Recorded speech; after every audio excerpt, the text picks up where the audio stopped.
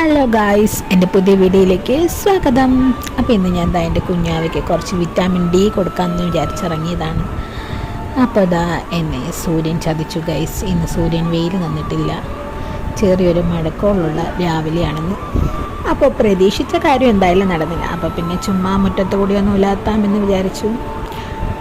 ആ വഴി തന്നെ പല്ല് തേപ്പും കൂടി അങ്ങ് പാസ്സാക്കി.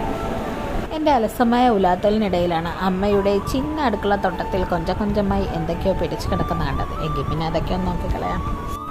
ആദ്യം തന്നെ മുളക്, പച്ചമുളകായിരുന്നു ഗൈസ്. അത് പഴുത്തു പോയി. അല്ല, കൂട്ടത്തിൽ 1-2 പച്ചമുളകുകളും ഉണ്ട്. അടുത്തതായി ഒരു കത്തിരിക്കയുടെ 3 അവസ്ഥകൾ ഞാൻ നിങ്ങൾക്ക് പരിചയപ്പെടാം. പൂവായി നിൽക്കുന്നു, പൂ മാറി കായായി തുടങ്ങുന്നു, ഇതാ കായ് വലുതായി നിൽക്കുന്നു. ഇതമ്മ വിത്തിന് വേണ്ടിയിട്ട് നിർത്തിയിരിക്കുന്ന ഒരു പയറാണ് കേട്ടോ. രാവിലെ മഴ പെയ്തുകൊണ്ട് വെള്ളം തട്ടിക്കളയാൻ നോക്കിയതാണ് ഞാൻ, പക്ഷേ ഇതളുകൾ പൊഴിഞ്ഞുപോയി. ഓണമാവുന്നതിന് മുമ്പേ പൂത്ത് ഓണത്തിന് മുട്ടയായി നിൽക്കാൻ വേണ്ടി തയ്യാറെടുക്കുന്ന ജമന്തിപ്പൂക്കൾ.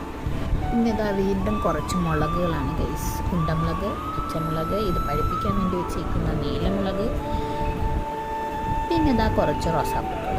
അപ്പോൾ ഇന്നത്തെ എൻ്റെ വീഡിയോ കഴിഞ്ഞു ഗൈസ്. Bye bye.